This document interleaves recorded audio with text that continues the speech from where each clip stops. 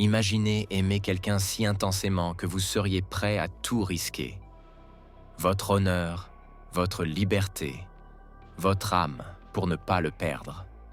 C'est ce qu'a vécu Anakin, dont la peur de perdre Padmé l'a poussé vers le côté obscur. Mais que se passe-t-il lorsque ce que nous craignons le plus devient réalité? Lorsque l'objet même de notre attachement nous échappe? Ce n'est pas qu'un récit de science-fiction. C'est une vérité humaine, profonde, que des millions de personnes vivent chaque jour. Dans cette vidéo, nous explorons comment les enseignements du stoïcisme peuvent nous aider à naviguer dans les eaux troubles de l'attachement, de la perte et de la reconstruction intérieure. Des concrètes, inspirées par les philosophes stoïciens, vous guideront vers une forme de liberté émotionnelle. Lorsque le tumulte émotionnel vous éloigne de vous-même, il est essentiel de revenir à ce qui vous définit. Vos valeurs ne sont pas de simples idées abstraites. Ce sont des balises, des repères dans la nuit. Elles vous rappellent qui vous êtes, ce que vous méritez et ce que vous refusez d'accepter. Imaginez un navigateur en mer. Sans étoiles, il dérive. Vos valeurs sont ces étoiles. Elles ne changent pas, même quand les vagues sont hautes. Le stoïcisme enseigne que la vertu, la droiture, la sagesse, le courage, la tempérance est le seul bien véritable. Revenir à vos valeurs, c'est refuser de laisser une relation toxique redéfinir votre identité.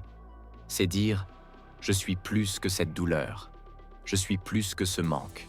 Prenez un moment pour écrire ce qui compte vraiment pour vous. L'honnêteté, le respect, la paix intérieure, l'amour authentique. Relisez cette liste chaque fois que vous sentez le doute revenir. Elle est votre ancrage.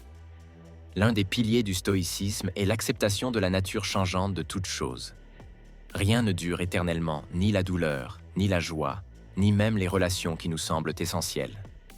Accepter l'impermanence, ce n'est pas renoncer à aimer, c'est reconnaître que tout ce qui existe est en mouvement, comme les saisons ou les marées.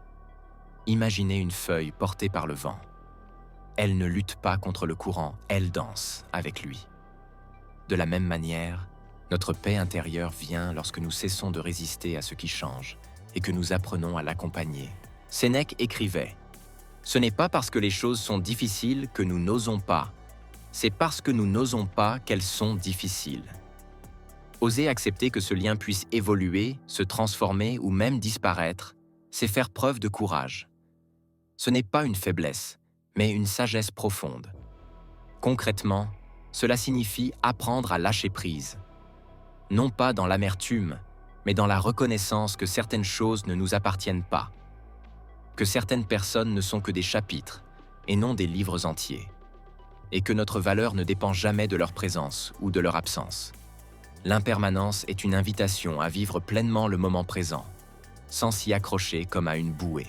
C'est une danse avec le temps, une acceptation de la beauté fugace de chaque instant.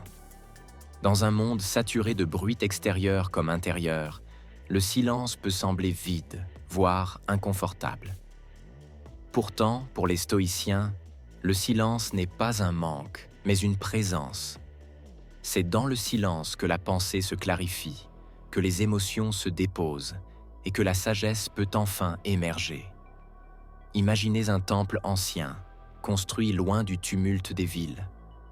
Ce lieu n'est pas déserté, il est sacré. De la même manière, le silence que vous créez autour de vous devient un sanctuaire.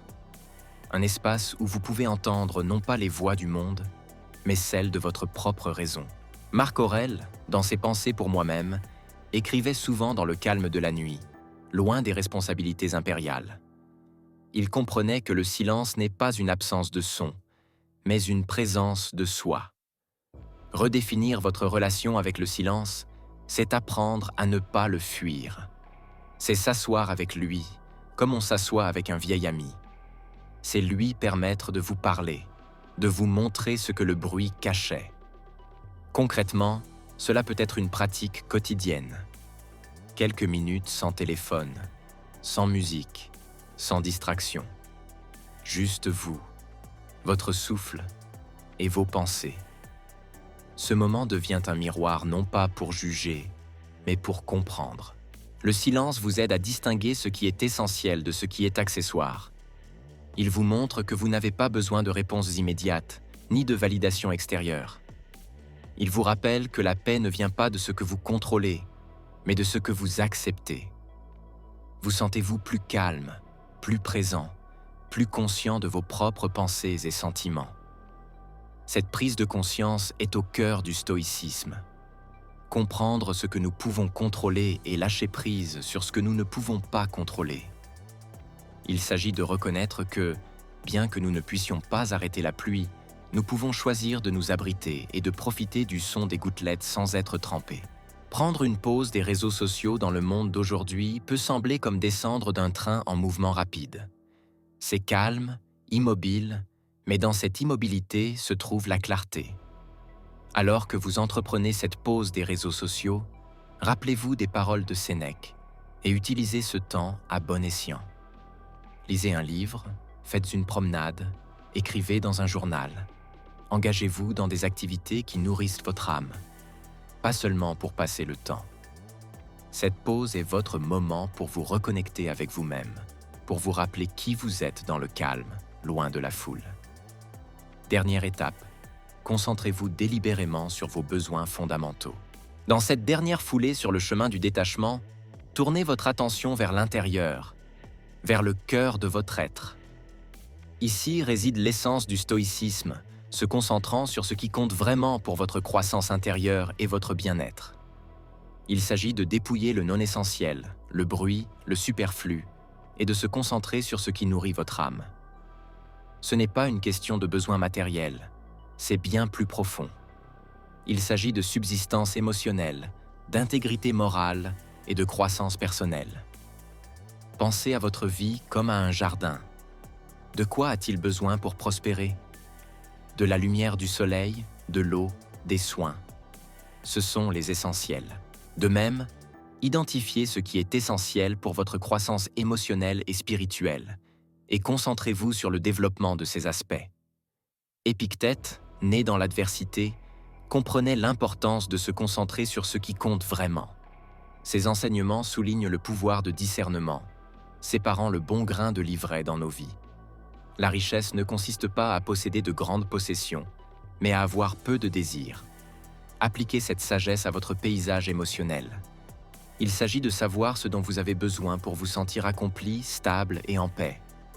Il s'agit de reconnaître que parfois, moins c'est plus dans un monde de choix infinis et de distractions. Il s'agit de trouver la satisfaction dans la simplicité et la profondeur. Concrètement, cela signifie prendre le temps de réfléchir à ce qui vous apporte un bonheur et une paix véritable. Est-ce du temps tranquille seul? Des conversations significatives avec des amis? S'engager dans un passe-temps?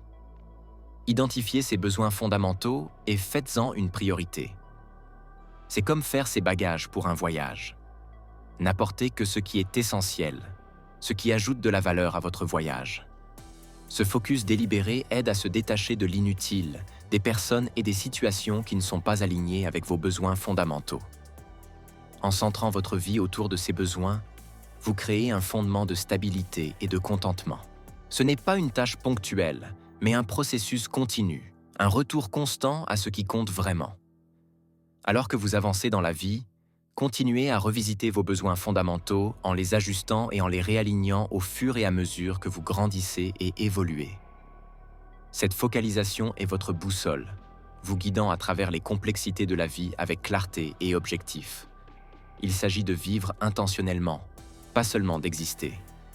Et dans cette vie intentionnelle, vous trouvez l'essence du stoïcisme. Une vie vécue avec un but, une sagesse et une paix intérieure. En s'engageant sur le chemin du désengagement, des enchevêtrements des personnes et des situations qui ne servent pas nos besoins fondamentaux. Alors que nous nous frayons un chemin à travers les complexités des relations humaines et des épreuves de l'existence, les principes du stoïcisme brillent comme un phare d'inspiration, nous guidant vers une vie enrichie de vertu, de sagesse et de force émotionnelle. Nous accueillons vos réflexions dans les commentaires. Quelle étape résonne avec vous ou laquelle êtes-vous incliné à essayer? Si vous avez trouvé de la valeur dans cette vidéo, nous vous encourageons à exprimer votre appréciation en l'aimant. Quelle étape résonne avec vous ou laquelle êtes-vous incliné à essayer? Si vous avez trouvé de la valeur dans cette vidéo, nous vous encourageons à exprimer votre appréciation en l'aimant. N'oubliez pas de vous abonner si ce n'est pas déjà fait, de partager avec ceux qui vous sont chers et d'activer la cloche de notification pour être parmi les premiers à savourer nos vidéos de sagesse stoïcienne fraîchement préparées. Si cette vidéo t'a permis de comprendre certaines choses mieux qu'avant, pense à t'abonner. Ici, c'est Code Viril, et on avance toujours à contre-courant.